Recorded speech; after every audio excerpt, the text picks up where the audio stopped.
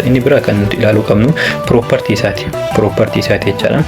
Property of cross product let A, B in the C be vectors in 3 dimension is jennuun jechaadha.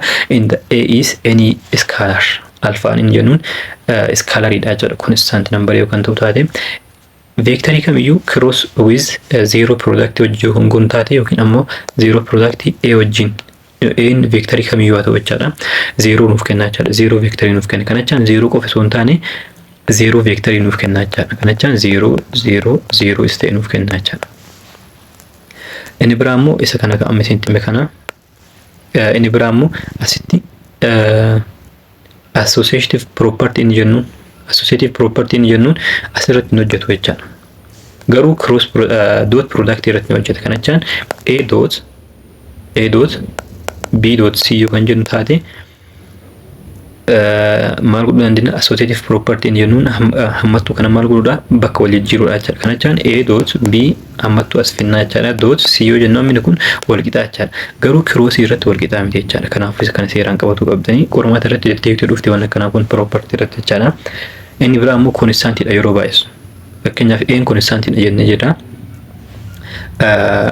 A constantidhaan baay'ifne akkasuma cross with A yeroo goonu. Kanachaan fakkeenyaaf A 2 yoo fudhattan 2 yoo fudhanne fakkeenyaaf 2 times A cross with B jechaa fi A cross 2 times B yookiin ammoo 2 into A cross B jechaan tokkuma ta'a jechaadha. Kunniin hundi isaaniitu wal qixaa jechaadha. Isa kanas qabatu qabdan jechaadha. Inni biraa immoo distributive property over addition jechaadha. Fakkeenyaaf inni kun distribute godhuu ni danda'ama jechaadha haala kanaan. Over addition yoo kan ta'u taate fakkeenyaaf A cross B plus jennee san booda A cross C goona jechaadha. Inni kunis ni danda'ama jechaadha. Inni biraa immoo A dot A cross B equal to B dot B cross B'n 0 ta'a jechaadha. Maaliif akkas ta'uu danda'e? A fi B qabna jennee jirra.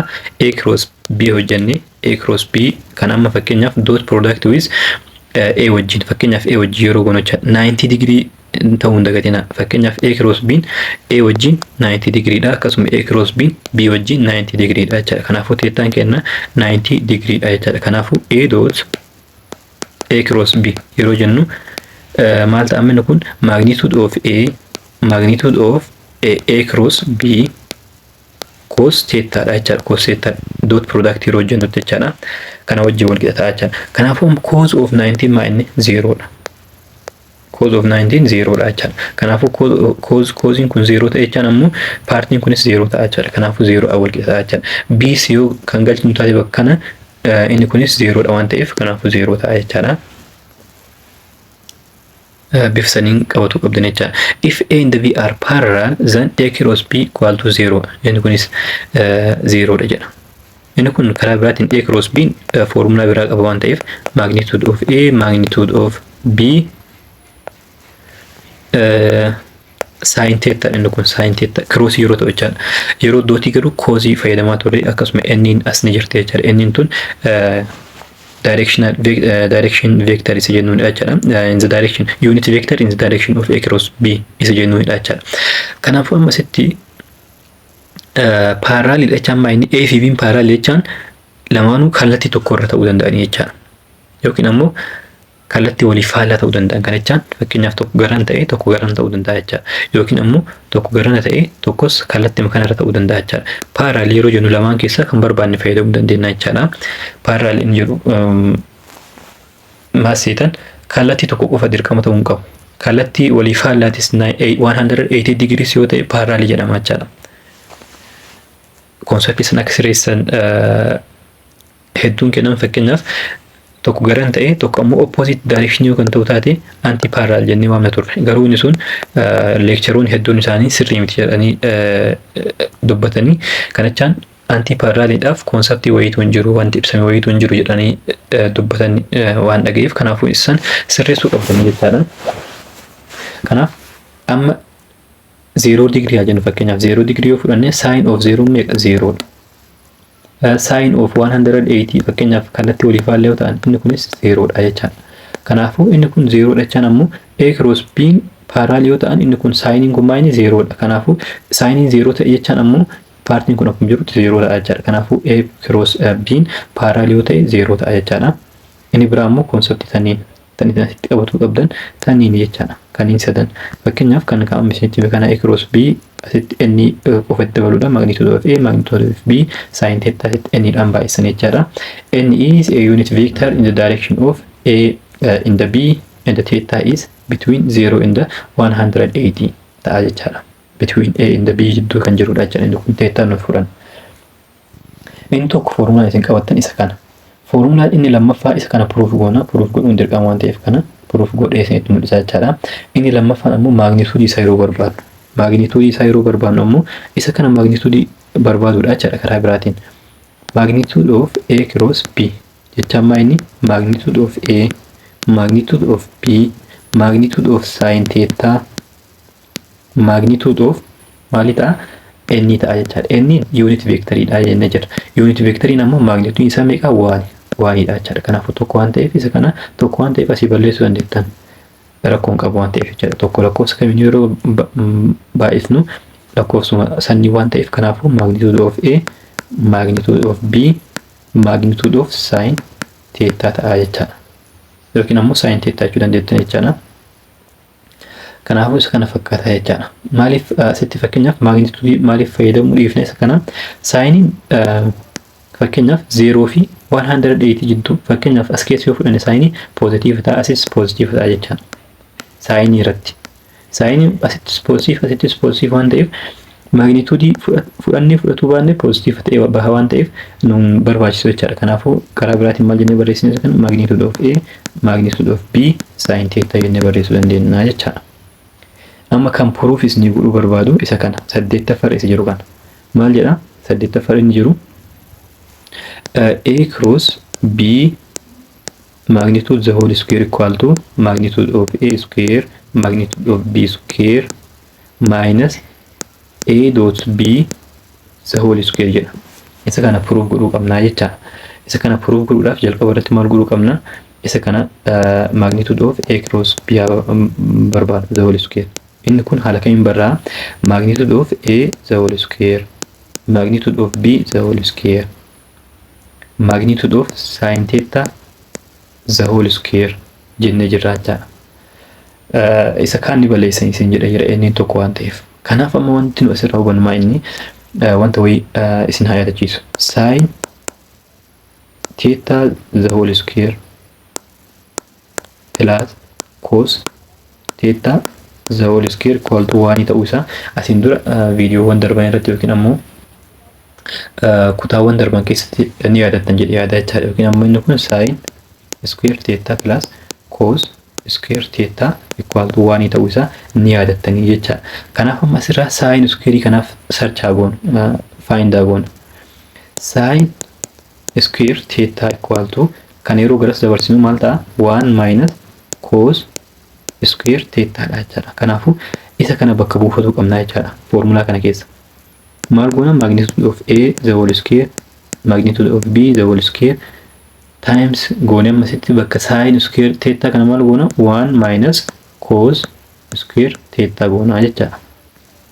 Samboodni kun distributive property fayyadamuudhaan keessa baay'ifnaa jechaadha. Tokkoon ni baay'ifnaa, samboodha ammoo ammas jeefne kanaan baay'ifnaa jechaadha. Kanaaf yeroo akkas kun ammoo tokko yeroo baay'ifnu mataa isaa ta'a.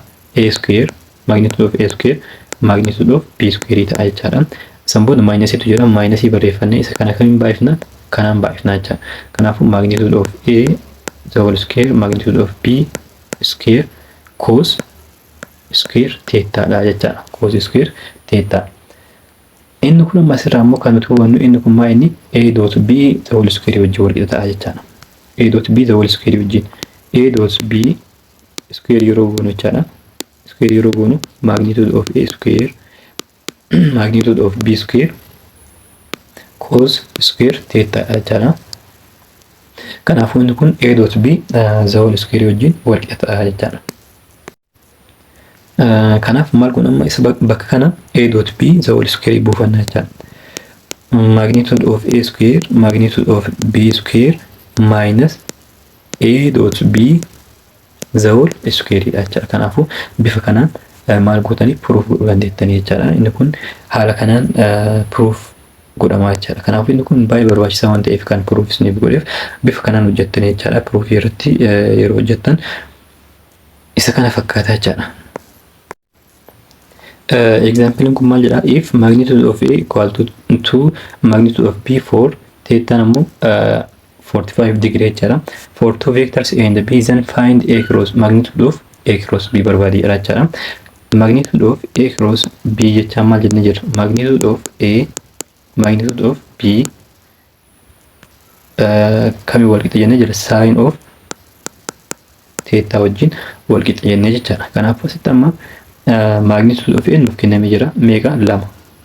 2 times magnitude of B 4 dha times sin of inni kun theta over 4 jecha 45 degree. 45 degree dhaaf ammoo radical 2 over 2 dha jecha. Radical 2 over 2 kanaafuu radical 2 over 2 dhaan baay'ifna jechaadha. Lama kana yoo balleessinu 4 under radical 2 ta'a jechaadha deebiin kennu. Inni kun substitute godhuu qofaa baay'ee salphaadha. Note the angle theta between A and B can be obtained by sin theta equal to A cross B over magnitude of A magnitude of B jennee haala kanaan barbaaduu dandeenya jechaadha. Inni kun foormulaa irraa dhufe. Foormulaa irraa dhufe jechaadha. Foormulaa maal jenne? A cross B irratti A cross B magnitude of A cross B irratti magnitude of A magnitude of B sin theta jennee jechaadha. Kanaafuu sin theta kan argachuudhaaf over magnitude of A magnitude of B goona jechaadha. Kanas over magnitude of A magnitude of B goona jechaadha. Kana yoo balleessinu sin theta equal to magnitude of A cross B over magnitude of A magnitude of B goonee arganna jechaadha. Kanaafuu isa kana fakkaata jechaadha. Haala kana argachuu dandeenya jechaadha. Inni biraa immoo definition kanarratti kan nuti ilaallu scalar triple product isa jedhamutu jira jechaadha. Scalar triple product ni jennuun kun maal seetan? Let A, B, C is a vector in R cube or 3 dimension. Their scalar triple product is given by A dot B cross C, which is scalar jechaadha kun. Scalar jechaadha. Kana jechaan A dot B cross C ni jennuun kun maal nuuf kenna? Scalar nuuf kenna jechaadha. Akkuma dot product waan jirtuuf inni kun maal nuuf kenna? jalqaba irratti B cross C barbaanna. San booda immoo dot product with A wajjin yeroo hojjennu scalar nuuf kenna jecha. Isaan foormulaa kana maal godhatanii A dhaaf ni fudhattanii akkasuma B dhaafis C dhaafis fudhattanii maal godhatanii san booda waliin baay'isanii proof godhuu dandeettanii jechaadha. Inni kun keessattuu volume barbaaduu irratti kan nu gargaaru.